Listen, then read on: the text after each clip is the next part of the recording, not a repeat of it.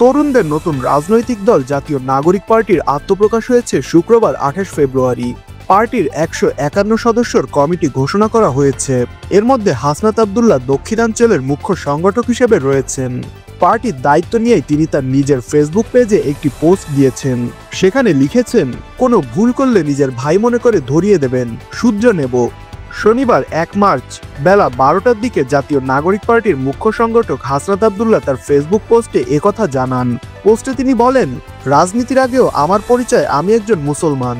আমি আমার এই পরিচয় ধারণ করি, সবসময় করেই যাব। হাসনাত আরও বলেন, আমার বিশ্বাসকে কিংবা আমার দেশের মানুষের বিশ্বাসকে আঘাত করে এমন কোনো রাজনীতি আমি কখনো করব না। স্পষ্ট কণ্ঠে জানিয়ে দিতে চাই, ধর্মীয় মূল্যবোধের পরিপন্থী কিছুই আমার বা আমাদের রাজনীতিতে কখনো জায়গা পাবে না। যা হয়েছে সেটা ছিল একটি অনিচ্ছাকৃত ভুল। আমরা নির্ভুল নই। কোনো ভুল করলে আপনারা আমাদের নিজের ভাই মনে করে ভুল ধরিয়ে দেবেন এবং যদি কিন্তু অথবা ব্যতীত আমরা আমাদের ভুল সংশোধন করে নিব।